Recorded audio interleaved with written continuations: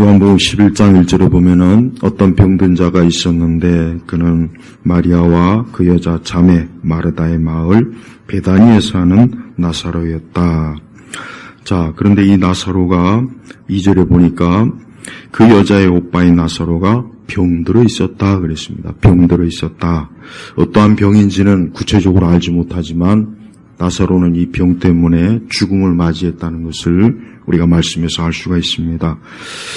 자, 나사로가 병들어 있었습니다. 평소에 우리 예수님은 이 나사로의 집을 아주 친밀하게 참 방문하고 이 집을 편안하게 그렇게 여겼던 그러한 참 은혜로운 사실은 가정입니다. 그렇지만서도 이러한 가정에도 질병이 들어오고 또한 죽음이 들어옵니다. 그래요. 이 땅에 사는 모든 사람에게 닥치는 게 뭡니까? 질병과 죽음이에요. 어느 누구도 이것을 피할 수는 없어요. 그래서 우리는 성경을 보면은 성경은 우리 사람들의 현실, 우리 사람들의 현재 처하는 그 상황을 있는 그대로 다 보여주고 있어요. 절대 꾸미거나 가장하거나 아니면 다른 환상이나 망상으로 헛된 것을 보여주는 그러한 일이 없다고요. 불교는 어떤 고통이 왔을 때 그걸 자꾸 잊어버려라, 그걸 자꾸 비워라, 자꾸 그렇게 가르쳐요. 그런데 우리가 어떤 고통이나 괴로움을 잊는다고 해서 그게 없어지는 게 아니란 말이에요. 그러니까 그게 문제라고요. 그러니까 그 사람들은 불교는 항상 보면은 어떤 내적 외적 고통이 오면 비워라, 마음을 비워라. 그러니까 불교는 결국 철저하게 인간의 현실의 고통을 잊어버리는 거예요. 잊어버리게. 하지만 꿈속에 있었던 일이 영원히 가진 않잖아요. 잠을 깨면 결국은 그게 꿈이었구나. 마찬가지예요. 고통은 고통이에요. 고통은 고통이지 그 고통을 잊어버려라, 명상을 해라, 해라, 수행을 한다고 해서 그게 해결될 것 같으면 얼마나 좋겠습니까? 그렇지 않아요. 자, 이 나사로 주님께서 3절에 보니까 뭐라 그랬냐면 그러므로 너희들이 예수께 사람을 보내어 말하기를 주님 보소서 주께서 사랑하시는 자가 병들었습니다. 주께서 사랑하시는 자. 여기서 이 사랑이라고 하는 헬라어 원어는 필레오라고 하는 그 단어를 썼어요. 필레오라고 하는 단어. 이 필레오의 뜻이 뭡니까? 이건 감정적인 사랑이에요. 감정적이고 뜨겁고 그런 사랑이에요. 근데 이 너희들이 예수님께 주께서 사랑하시는 자 했을 때 필레오라고 하는 그 단어를 쓴 걸 보면은 우리 예수님께서는 어때요? 예수님께서는 굉장히 어때요? 이 나사로뿐만 아니라 마리아나 마르다도 인간의 감정으로 굉장히 따뜻한 사랑을 해주신 거예요. 그래서 평소에 우리 예수님께서 나사로를 아주 그 마음 가운데 깊은 따뜻한 사랑으로 사랑해 준 거예요. 그래서 이런 표현을 쓴 겁니다. 자, 4절을 보니까 예수께서 들으시고 말씀하셨다. 이 병은 죽음에 이르는 것이 아니라 오히려 하나님의 영광을 위한 것이고 이것을 통해 하나님의 아들이 영광을 받게 될 것이다. 자, 그런데 이 병은 죽음에 이르는 병이 아니라 했는데 이미 벌써 나사로는 이때 죽어 있었어요. 이미 죽어 있었다고요. 하지만은 예수님께서 그걸 모르신 것이 아니에요. 그러나 예수님이 말하는 죽음은 우리가 말하는 죽음, 우리가 일반적으로 생각하는 죽음하고는 다르기 때문에 이 말씀을 사실은 하신 거예요. 그러면서 뭐라 했냐? 오히려 하나님의 영광을 위한 것이고 이것을 통해 하나님의 아들이 영광을 받게 될 것이다. 자, 이 나사로의 죽음에 대한 가장 중요한 오늘 이 말씀, 우리 주님께서 우리에게 주시고자 하는 가장 중요한 그 내용이 오늘 이 4절, 한 절에 다 들어있습니다. 이제 차차 말씀을 보면 왜 예수님께서 이 말씀을 하셨는지를 알 수가 있습니다. 5절에 보면 예수께서 마르다와 그 여자의 자매와 나사로를 사랑하셨으나 근데 여기서 말하는 이 사랑은 헬라어는 또 아가페예요. 자, 아까 3절에는 주께서 사랑하시는 이 사랑은 필레오라고 쓰고 또 5절에는 아가페라는 사랑의 말씀, 이 아가페라는 그 말의 의미는 어떠한 사랑이냐면 헌신의 사랑이에요. 헌신의 사랑. 그러니까 필레오와가 달라요. 자, 헬라어는 이 단어의 의미가 굉장히 풍부해요. 굉장히 풍부합니다. 그러니까 같은 단어라도 그 단어의 그 뉘앙스가 굉장히 엄청납니다. 그러니까 우리가 근데 히브리어는 좀 단순하면서도 히브리어는 또 깊어요. 그러니까 성경을 완전하게 번역한다는 건 불가능해요. 불가능하대요. 근데 그 성경을 완전하게 번역했다고 하는 그 말이 얼마나 허황된 말인지 우리가 잘 알아야 돼요. 5절에는 뭡니까? 헌신의 사랑. 그러니까 우리 주님께서는 그 마르다와 또 그 마리아와 나사로를 어때요? 헌신적으로 사랑한 거예요. 그러니까 지극정성으로 사랑한 거예요. 그러니까 예수님의 사랑이라고 하는 것은 뭐예요? 전폭적인 마음에 따뜻하면서도 전적인 헌신의 사랑. 그러니까 이 사랑은 이렇게 말로 표현하지만 감히 어떻게 더 이상 표현할 수가 없어요. 우리 성도들이 알아야 돼요. 여러분 자신이 바로 이러한 사랑을 받고 있는 거예요. 여러분 자신이 이러한 사랑을 받고 있는 거예요.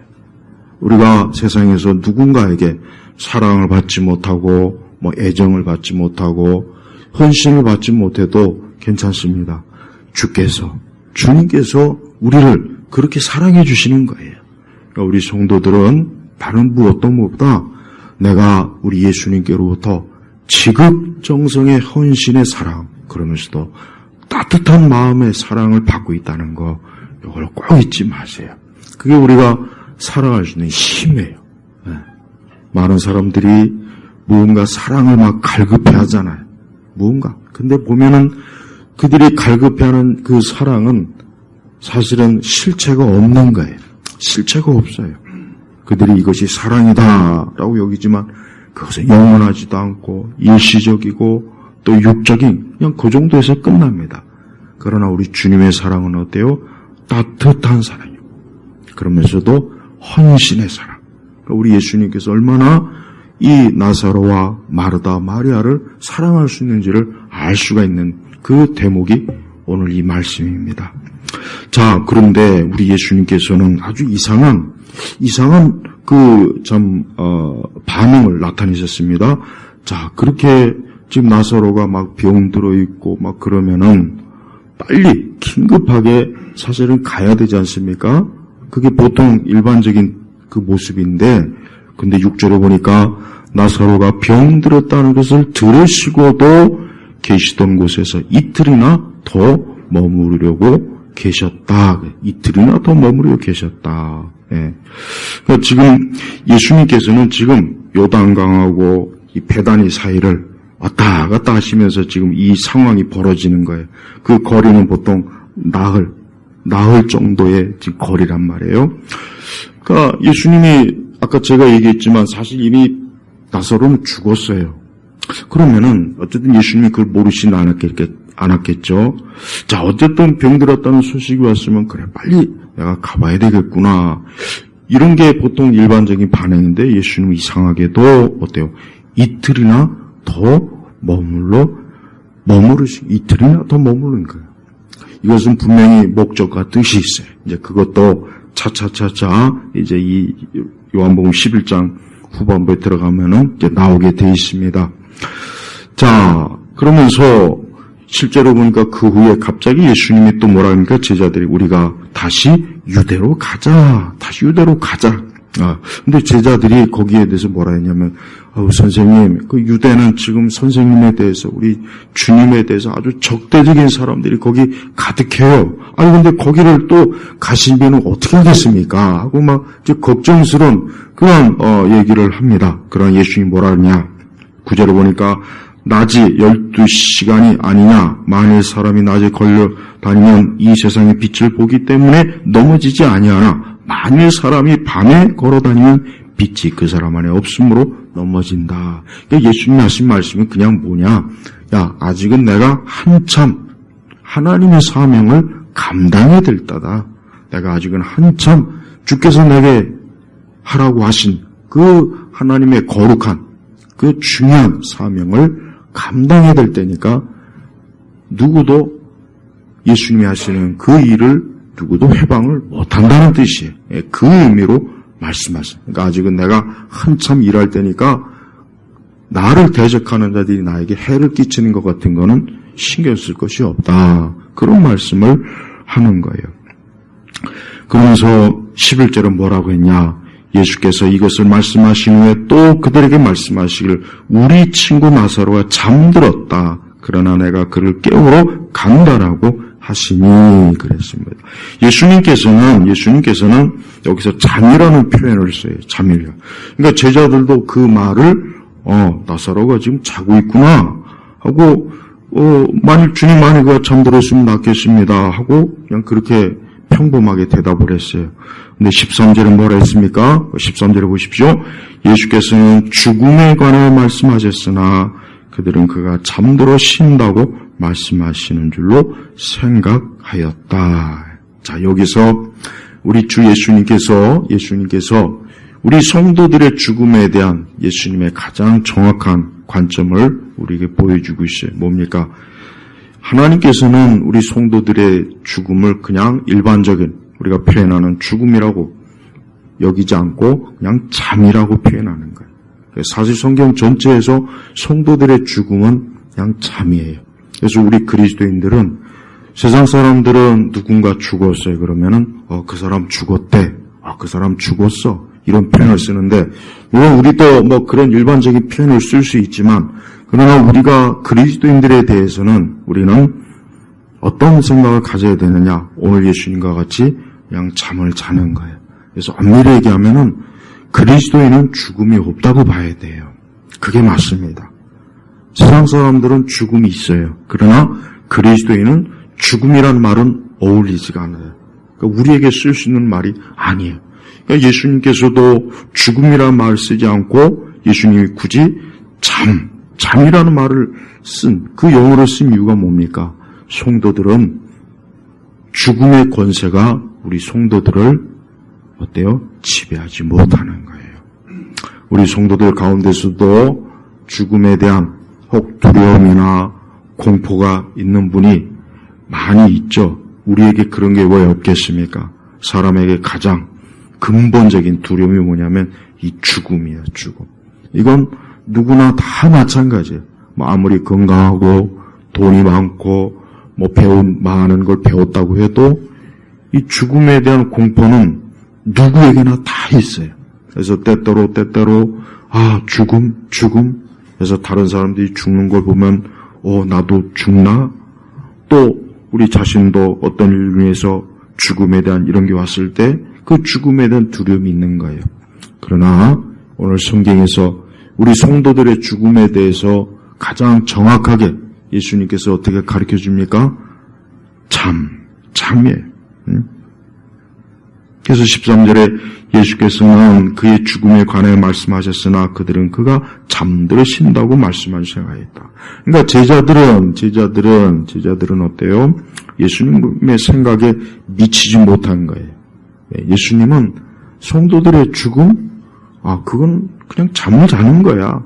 여러분, 우리가 잠을 자는 거는 평범한 일이고 뭐 그렇게 특별한 일이 아니에요. 그냥 잠을 자는구나. 뭐 조금 있으면 또 깨겠지. 예수님이 성도들의 죽음, 우리 믿는 자들의 죽음을 그렇게 봤어요. 이게 얼마나 사실은 놀라운 겁니까? 여러분, 장례식장에 이렇게 가보면은 이렇게 가보면은 그냥 이렇게 보면은 막 사람들이 막 안타까워하고 슬퍼하고 막 그냥 그런 모습들이 거기 다 있지 않습니까? 예. 그런데 우리 그리스도인은 그런 모습을 이상하게 봐야 되는 거예요. 왜 저럴까?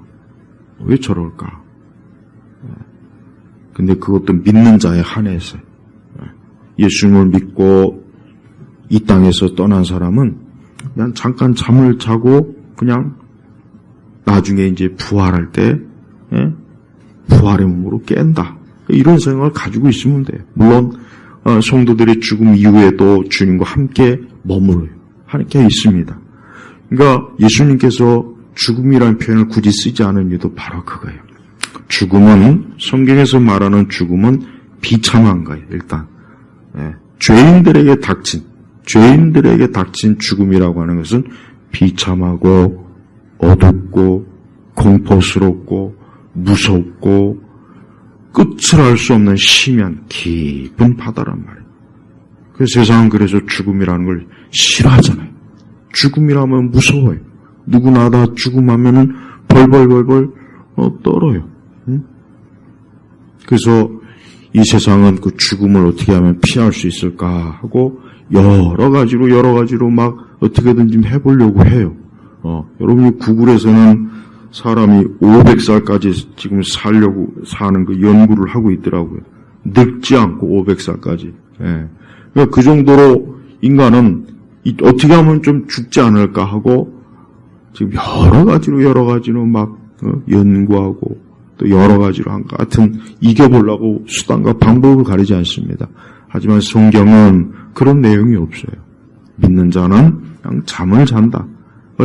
잠이 얼마나 평안합니까? 평안하죠. 잠이라는 그 단어도 그렇고. 그러니까 우리 성도들은 죽음에 대해서 이제는 생각을 바꿔야 돼요. 마음을 바꿔야 돼. 예수님 믿는 나에게는 죽음은 공포도 아니고 두려움도 아니고 어둠도 아니고 끝없이 깊은 구렁으로 들어가는 것이 아니라 나는 그냥 잠을 자는 것과 마찬가지로 잠깐 잤다가 깨면은 주님을 맞이할 수 있구나 하고 그렇게 여기면 되는 것입니다.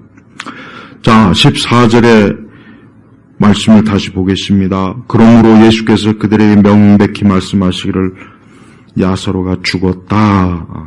그러니까 예수님은 다시 한번 나사로의 상태에 대해서 제자들에게 알려주시는 거예요. 15절에 내가 거기에 있지 않았던 것을 너희를 위하여 기뻐한다. 이는 너희로 믿게 하기 위한 것이니라. 이제 그에게로 가자 하시니.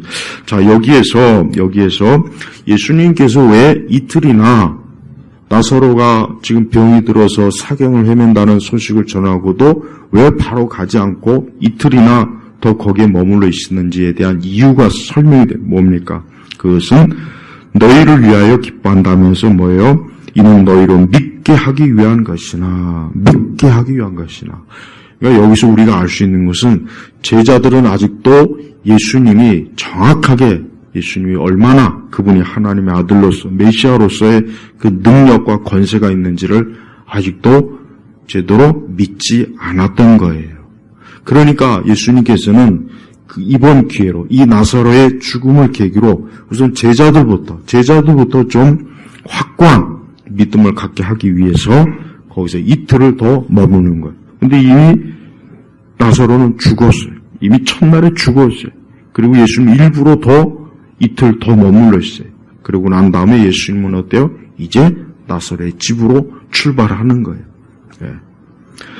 자, 근데 16절에 보니까 디드모라고 하는 도마가 동료 제자들에게 말하길 우리도 주님과 함께 죽으러 가자. 느닷없이 도마가 또 이런 얘기를 해요. 근데 우리가 알다시피 제자들은 십자가에서 고난당했을 때 제자들 어떻게 됐습니까? 다 도망쳤잖아요. 다 도망친 거예요. 그러니까 이 도마는 지금 자기가 뭔 말 하는지도 모르고 지금 헛소리 하는 거예요. 참 재밌죠? 자, 17절 넘어갑니다. 예수께서 가서 보시니 나사로가 무덤에 있으니 벌써 나흘이 되었다. 베다니는 예루살렘에서 약 15스타디움쯤 떨어져 있으므로 스타디움이라고 하면 밑에 각주에 나오죠. 한 185m예요. 그러니까 15스타디움은 얼마인지 한번 계산해 보세요.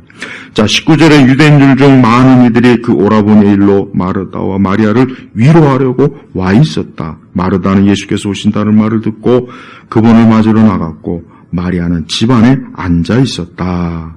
21절에 마르다가 예수께서 말하기를 주님, 주께서 여기 계셨더라면 제 오라버니가 죽지 않았을 것입니다. 여러분이 마르다의 이 말은 헬라 원어상 보면은 좀 주님을 원망하는 말투예요. 원망하는 거예요. 주님, 주께서 여기 계셨으면 우리 나사로가 죽지 않았을 겁니다 하고 원망 섞인 그런 딱 그 느낌이에요. 그 느낌. 요게 지금 예수님에 대한 믿음의 말이라기보다는 원망하고자 하는 그런 그러니까 나 좀 일찍 오시죠. 좀 빨리 오시죠. 아니, 주님이 여기 계셨으면은, 우리, 오라비 나사로가 죽지 않았을 거 아닙니까? 하고, 그냥 그렇게 막 좀 그런, 마음이 이제 슬프고, 그러니까 이제 그런, 마음이 좀 내색이 좀 보였던 거예요. 자, 22절에, 그러나 저는 지금이라도 주께서 하나님께 구하시는 것은 무엇이든지 하나님께서 주실 줄 압니다. 마르다가 왜 이런 말을 했는지에 대해서는 여러 가지 축축이 있습니다. 주석가들마다. 저는 이 마르다가 이 말이 예수님께서 다시 나사로를 살릴 거라는 믿음을 가지고 한 말은 아니라고 하는 것은 그건 사실이에요. 마르다나 마리아는 아직 예수님께서 말은 그렇게 했지만 오라버니 죽지 않아 할 것이다. 말은 이렇게 했지만 그러나 실제로 예수님께서 죽은 나사로를 살릴 거라는 그런 생각은 갖지는 않았어요. 그 정도까지는 아직 가지는 않은 거예요. 그냥 예수님에 대한 믿음의 말을 한 것뿐이에요. 예수님에 대한 믿음의 말을 한 것뿐이에요. 우리도 그렇지 않습니까?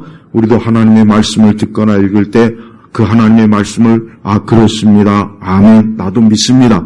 사실 그렇게 많이 우리의 신앙적 표현하지만 실제로 그 말씀이 이루어질 겁니다라는 믿음은 사실 있는 분들은 거의 없어요. 이게 바로 그 표현이에요. 그러니까 마르다가 지금 굉장히 어때요? 나사로가 죽었기 때문에 어쨌든 예수님을 막 붙잡고 의지하는 그 마음, 그 간절한 마음을 그냥 표현한 거예요. 그냥 표현한 겁니다. 23절에 예수께서 그자에게 말씀하시다.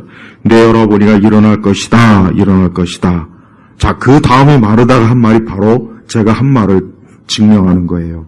마르다가 그분께 말하다. 저는 마지막 날 부활할 때 그가 부활할 것을 압니다. 근데 예수님은 지금 그 얘기가 아니에요. 예수님은 뭐예요? 내 오라버니가 일어날 것이다. 그러니까 예수님은 지금 지금 무덤에 나흘, 그러니까 지금 여기까지, 아직까지는 사흘이에요. 조금 있으면 이제 막 무덤에 지금 막 나흘째 있었기 때문에 벌써 썩어요. 냄새가 나면 그러잖아요. 그 나사로를 지금 살린다는 말인데, 아직 마르다는 그거는 상상도 못한, 생각도 못한 거고, 그렇죠. 마지막 부활 때에 그가 부활할 것을 압니다. 그러니까 그래도 어쨌든 마르다는 어때요? 부활신앙이 있어요. 부활신앙이 있는 거예요. 우리 성도들은 부활신앙을 꼭 가져야 됩니다. 부활신앙이 없으면은 그건 기독교에 대한 신앙이 없는 거예요. 예수님에 대한 믿음이 없는 거예요.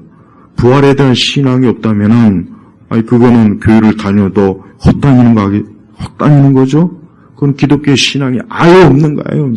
아무리 기독교에 대한 좋은 자신의 신앙 간증 교리를 다 있다고 해도 부활에 대한 신앙과 믿음이 없다면은 그거는 말짱 꽝입니다. 헛믿는 거예요. 헛믿는 거예요. 근데 그래도 마르다는 어때요? 부활신앙이 있었어요. 예수님 거기에 대해서 뭐라고 답합니까? 굉장히 중요합니다. 예수께서 말씀하셨다. 내가 곧 부활이고 생명이니 나를 믿는 자는 죽어도 살겠고. 자, 바로 이 말씀 중요합니다. 성도들에겐 죽음이 없어요. 언니에게는 성도는 죽음이 없는 거예요. 왜? 여기서 뭐라 했습니까? 나를 믿는 자는 죽어도 살겠고. 그러니까 우리가 어떤 성도가 죽었다고 혹시라도 부고장이 오면 주님 곁에 갔구나 이렇게 여기면 되는 거예요. 믿지 않는 자는 누군가 죽었으면 그가 이제 세상을 떠났구나. 비통한 마음과 슬픈 마음과 괴로운 마음과 좀 그런 마음이 많이 들죠. 근데 성도들은 그런 마음보다는 그가 주님 곁에 갔구나. 아유 참 좋겠다. 이제는 더 이상 아픈 것도 그렇게 막 병으로 고생하더니 이제는 아프지 않은 곳에 갔구나. 그렇게 근심 염려, 그렇게 막 어려움 때문에 그렇게 힘들었더니 이제는 주님 곁에 가서 평안히 있겠구나. 참 좋겠구나. 그런 생각을 가져야 되는 거예요. 성도들이 이게 바로 성도의 마음. 이게 우리의 믿음이고 소망입니다. 믿지 않는 사람들은 꿈에도 꿀 수 없는 거예요. 믿지 않는 사람들은 누군가 죽었으면 벌써 대번에 겁이 나요. 그 사람이 죽었구나. 야, 큰일 났구나. 나도 죽나? 나는 언제 죽지? 그러니까 불신자들은 그렇게 자신만만하다가도 딱 죽음이라고 하는 벽 앞에 부닥치면 다 무너집니다. 다 무너져요.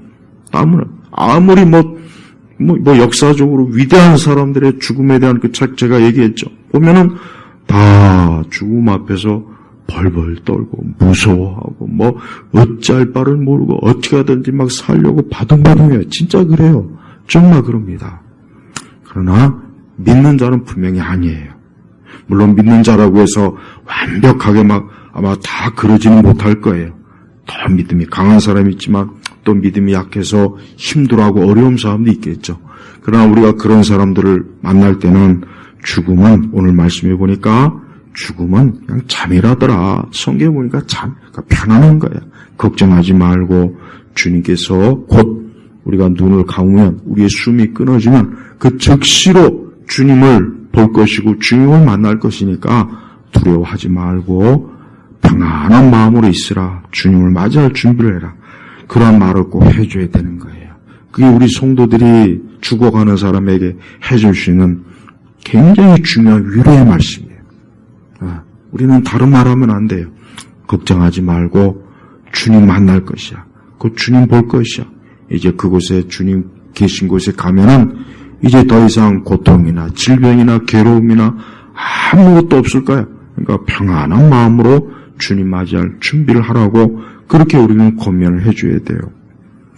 26절에 보니까 살아서 나를 믿는 자는 누구든지 영원히 죽지 않을 것이다. 내가 이것을 믿느냐? 자, 주님을 믿을 때 언제 믿어야 됩니까? 살아서 믿어야 되는 거예요. 죽어서 예수님 믿을 수 없어요. 죽은 사람은 이제 끝이에요. 안타깝지만 사람이 죽고 나면 이제 더 이상 그는 이제 어때요? 이제는 끝이에요. 그러니까 살아있을 때 예수님 믿는 거예요. 지금 살아있을 때 예수님 믿고 그 예수님을 구원자로 받아들여야 되는 거예요. 그 사람이 영원한 생명을 얻는 것입니다. 그러면서 내가 이것을 믿느냐 그랬어요. 그래서 21절에 그 여자가 그러니까 마르다요. 예, 주님은 세상에 오실 그리스도이시고 하나님의 아들이심을 제가 믿습니다라고 하였다. 여러분, 이 마르다의 이 말이 굉장히 중요합니다. 너무 중요합니다. 우리는 모두가 다 이 마르다와 같은 이 말을 고백해야 돼요. 예, 주님은 세상에 오실 그리스도이시고, 그러니까 구원자 되신다는 거예요. 구원자 되신다. 하나님의 아들이심을 제가 믿습니다. 마르다의 신앙 고백은 너무나 정확해요. 너무나 좋은 신앙 고백이에요. 우리도 이와 같은 신앙의 고백을 우리가 해야 되는 거예요. 우리 역시 동일하게 예, 주님은 세상에 오실 그리스도이시고 기름 부음 받은 구원자 메시아라는 거예요. 그리고 또 뭡니까? 하나님의 아들이심을 제가 믿습니다. 그러니까 우리는 이 신앙과 이 고백으로 우리가 살아가는 거예요. 성도들은 이 신앙과 이 고백과 이 믿음이 있어야 돼요. 이것이 우리에게 가장 큰 힘을 주는 것이고 우리의 삶을 어때요? 하나님의 생명으로 채워지는 거예요. 우리 주님께서는 오늘 이 나사로의 집이 만약에 이 나사로의 집이 예수님을 믿지 않는 집이었다면 어떻겠습니까? 이 집은 죽음으로 그냥 무덤이 되는 거예요. 이 집은 무덤으로 그냥 죽음으로 캄캄한 거예요. 거기에는 오직 슬픔밖에 없어요. 거기에는 참 우울함과 두려움밖에 없는 거예요. 여러분 믿지 않는 자들의 그 장례식 여러분 다 가보셨을 거예요. 거기에 무슨 소망이 있어요? 아무것도 없어요. 그냥 사람들이 복석되고 와서 뭐 조문하고 뭐 그러지 거기 무슨 소망이 있습니까? 그러나 믿는 자의 장례식장에 뭐가 있습니까? 거기에 소망이 있는 거예요. 그걸 부활할 것이야. 아, 지금 주님 곁에 있겠구나.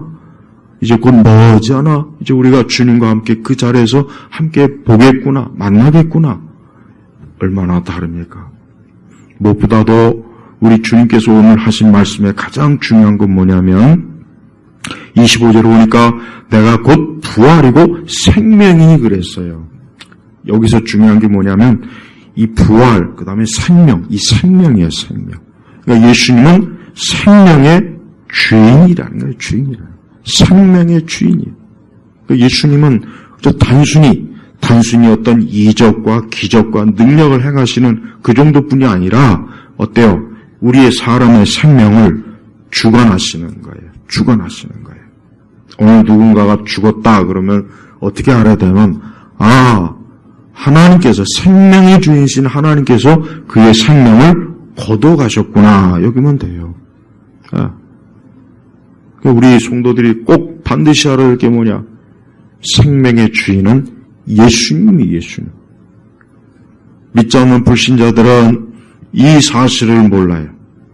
참 그들은 자신의 생명이 언제 어떻게 될 줄 모르고 그냥 살아가는 거예요. 그런데 언젠가는 때가 되면 생명의 주인이신 우리 예수님께서 그의 생명을 거둬가시는 거예요. 거둔다고요. 우리 성도들의 분명한 믿음 가운데 이 생명의 주인에 대한 믿음이 꼭 있어요. 그래서 나의 생명도 내가 붙잡는 것이 아니라 누가 붙잡아 주십니까? 예수님이 붙잡아 주시는 거예요. 그러니까 아직 사람들이 지금 이렇게 숨을 쉬고 살아있는 건 생명의 주인이 되신 예수님께서 그의 생명을 붙잡고 계시기 때문에 있는 거예요. 내가 건강하기 때문에 아니면 내가 운동을 열심히 하기 때문에 내가 뭘 하기 때문에 아니요. 그런다고 해도 결국은 그 생명은 언젠가는 그 생명은 사라지게 돼 있어요. 근데 그걸 누가 하십니까?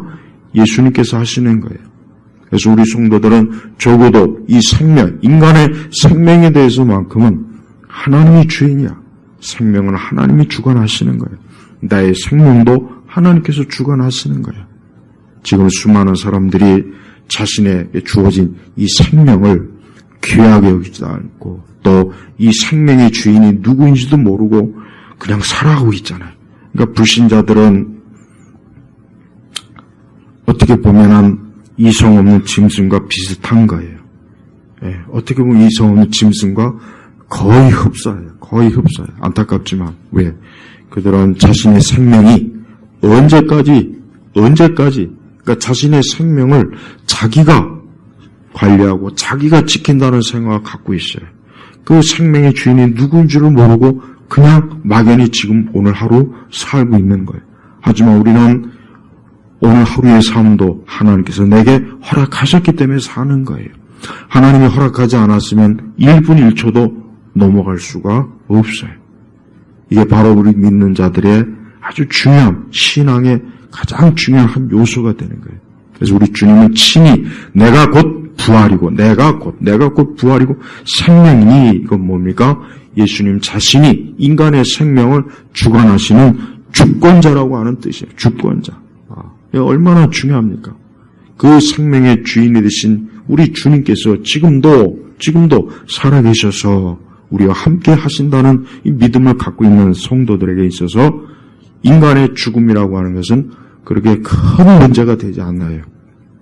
그래서 우리 성도들은 죽음에 대해서 두려워하지 말고 죽음은 하나님의 손에 있는 것이고 생명도 하나님의 손에 있는 것이니까 난 그분 안에서 살아가고 있는 것이다. 난 그분 안에서 지금 주님께서 나를 보호하시고 지키시고 나와 함께 하신다는 믿음을 가지고 우리가 인생을 살아야 돼요. 얼마나 많은 사람들이 자신만만하게 인생을 살지만 죽음이라고 하는 그 벽 앞에 딱 도달하면은 이제 그때부터는 상황이 달라져요. 그때부터는 자기가 아무리 중요하게 여긴 그 무엇도 이제 그게 중요하게 여겨지지 않게 됩니다. 다 그래요. 그러니까 다른 어떤 것을 통해서라도 생명을 얻을 수만 있다면 그 어떤 것도 아낌없이 다 바칠 태세가 다 돼 있어요. 그만큼 생명은 중요한 거예요. 근데 그 생명보다 육신의 생명보다 더 중요한 게 뭡니까? 영적인 생명이잖아요. 영원한 생명. 하나님께서는 사람에게 어때요? 영원한 생명을 주시는 분이라고. 영원한 생명. 이 영원한 생명을 주시기 때문에 우리가 그 안에서 살고 그 안에서 우리는 평안을 누리는 거예요. 만약에 우리에게 영원한 생명이 없이 우리가 만약에 죽음으로 멸망한다면 죽음으로 영원한 심판에 들어간다면 얼마나 처참하고 얼마나 비참한 일입니까? 이 땅에서 내가 아무리 화려하게 살고 이 땅에서 내가 아무리 모든 것을 다 누리고 산다고 해도 그러나 영원한 생명을 얻지 못하고 죽는다면 그거는 얼마나 가련하고 불쌍한 인생이냐 이거예요.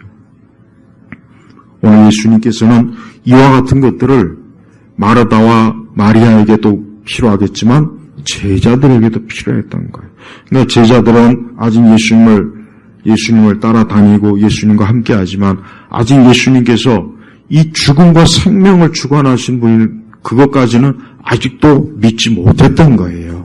그래서 안 되겠구나. 그래서 그 나사로의 죽음을 계기로 어때요?